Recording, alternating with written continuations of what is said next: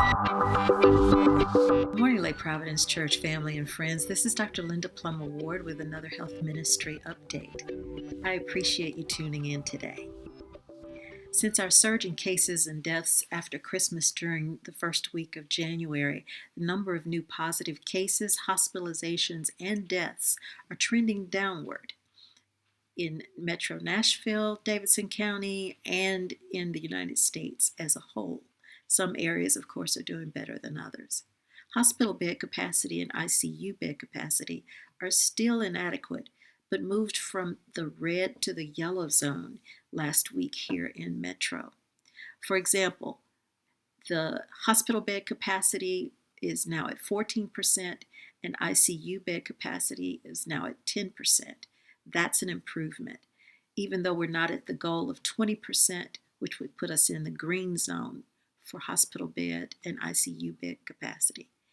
At goal, we would have enough bed capacity that we're not in danger of overwhelming the healthcare system.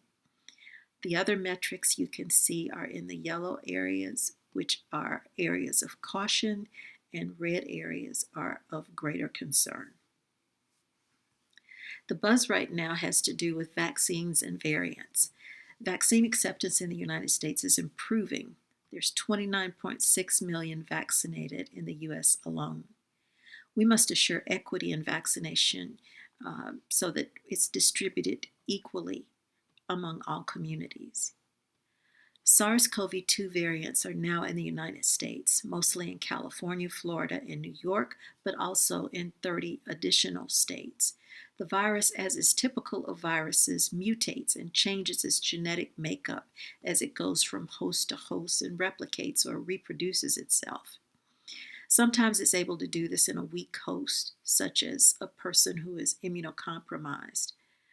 The mutations change the original virus to one that is stronger and more difficult for our bodies to fight.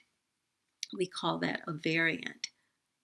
We have given the virus ample opportunity to find new ways to infect us and fight better to take over our bodies. This is normal behavior for a virus.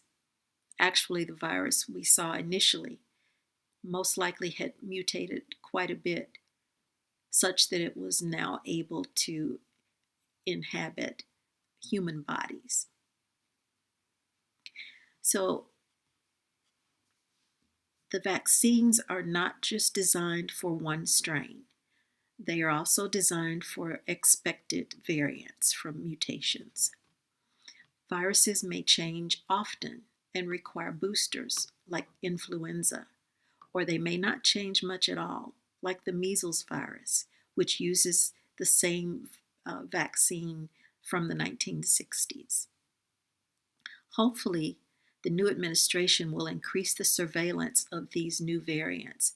We need to be aware here in the United States of where they are and how the variants are behaving. We must catch up with other countries who have extensive virus surveillance networks to check these mutations with every infection.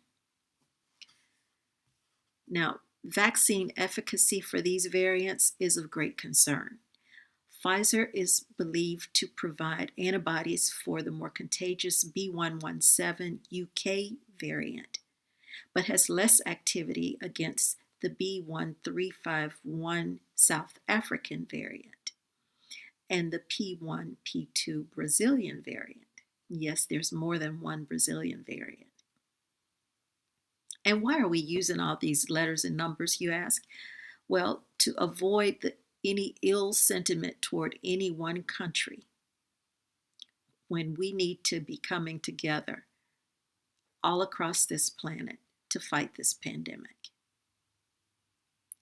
Now, Moderna is already working on a booster for the variants. The new vaccine from Johnson & Johnson will administer DNA inside an adenovirus, which is one of the common cold viruses, in one shot.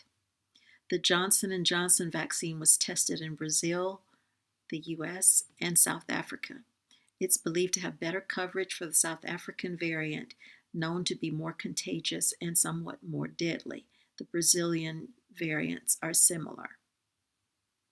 You will hear that this vaccine has 72% efficacy in the US and 57% in South Africa. The FDA was originally expecting all the vaccines to have 60% efficacy. What you're not hearing so far is that no one in the vaccinated group in South Africa developed severe disease requiring hospitalization, and no one died from the virus. We'll discuss the new vaccines in upcoming videos. Vaccinations are still recommended, despite the variants, to stop the spread of the virus and to stop the pandemic. We want to reduce the number of us that are still vectors. Whether you've been vaccinated or not, it's important to continue to be vigilant and practice safe habits that include wearing a mask, washing your hands, watching your distance, and avoiding crowds. Remember, we're still in the learning stages. As we learn, the virus changes. Nothing is black and white, so stay woke. Metro Nashville vaccinations will be moving to the Music City Center and will be there every weekend beginning the first weekend in February. We are in phase 1A1 and 1A2 and vaccinating those over 75. The phone number for Metro vaccinations is 615-862-7777. The number for vaccinations at Meharry is 615-327-6348. All vaccinations are by appointment only. Well, we love you and we pray for your good health.